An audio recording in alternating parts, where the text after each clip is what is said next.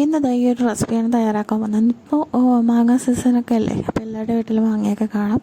അപ്പോൾ പച്ചമാങ്ങ വെച്ചിട്ടൊരു പുളിശ്ശേരി ഉണ്ടാക്കിയാലോ, എങ്ങനെയെന്ന് നോക്കാം. അപ്പോൾ ഇതെൻ്റെ വീട്ടിൽ തന്നെ പിടിച്ച മാങ്ങയാണ് കേട്ടോ. അപ്പോൾ അതിൻ്റെ തൊലിയൊക്കെ ഒന്ന് ചെത്തി കളഞ്ഞിട്ടുണ്ട്.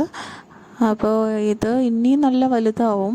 പക്ഷെ ഞാൻ കുറച്ച് മാങ്ങ അച്ചാറിടാനും ഇച്ചിരി ഉപ്പ് ഇടാനും അതേപോലെ പുളിശ്ശേരിയൊക്കെ ഇടാൻ വേണ്ടി ഞാനിങ്ങ് പറിച്ചെടുത്തായിരുന്നു. അത് ഈ ഒരു പരുവത്തിനാണ് ഞാൻ അരിഞ്ഞു വെച്ചത്.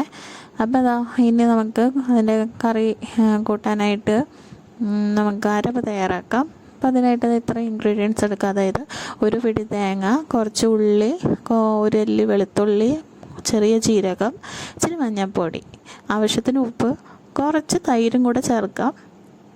തൈര് ചേർത്ത് അരയ്ക്കാൻ താല്പര്യമില്ലെങ്കിൽ ഇച്ചിരി വെള്ളം ചേർത്തിട്ട് അരച്ചെടുത്താൽ മതി കേട്ടോ.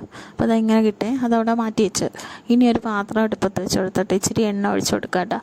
അതിലേക്ക് ഞാൻ സവാള ഇട്ടൊന്ന് വഴറ്റിയെടുക്കുന്നുണ്ട്. അപ്പോൾ അതിലേക്ക് ഒരു ചെറിയ കഷ്ണം ഇഞ്ചി ചെറുതായിട്ട് കൊത്തി എരിഞ്ഞതും ഒരു 2-3 പച്ചമുളകും ഒരു തണ്ട് കറിവേപ്പിലയും കൂടെ ഇട്ട് നന്നായിട്ടൊന്ന് മിക്സ് ചെയ്തെടുത്തിട്ട് അതിലേക്ക് നമ്മൾ അരിഞ്ഞ് വെച്ചിരിക്കുന്ന പച്ചമാങ്ങയും കൂടെ ഇട്ട് ഇതിലേക്ക് മഞ്ഞൾപ്പൊടി മുളക് പൊടി ഇട്ട് കൊടുക്കുന്നുണ്ട് കേട്ടോ. ഞാൻ ഇങ്ങനെ മിക്സ് ചെയ്തിട്ടാണ് എടുക്കുന്നത്. പലരും പല രീതിയിലാണ് ചെയ്യുന്നത്. അപ്പം ഞാൻ എൻ്റെ വീട്ടിൽ ചെയ്യുന്ന ഒരു റെസിപ്പി. അപ്പോൾ അതൊന്ന് മുങ്ങിക്കെടുക്കുന്ന രീതിയിൽ വെള്ളം ഒഴിച്ച് കൊടുക്കുന്നുണ്ട്. എന്നിട്ട് അടച്ച് വെച്ചിട്ട് നമുക്കൊന്ന് വേവിക്കാം. നമ്മൾ അരപ്പ് അരയ്ക്കുന്ന സമയത്ത് ഉപ്പ് ചേർത്തിട്ടില്ലെങ്കിൽ മാത്രം ഈ വെള്ളം ഒഴിച്ചിട്ട് തിളപ്പിക്കുന്ന സമയത്ത് ആവശ്യത്തിനുള്ള ഉപ്പും കൂടെ ചേർത്തിട്ടൊന്ന് തിളപ്പിക്കാൻ വെക്കാം കേട്ടോ. അപ്പോൾ മാങ്ങ ഇവിടെ നന്നായിട്ടൊന്ന് വെന്ത് വന്നിട്ടുണ്ട് കേട്ടോ.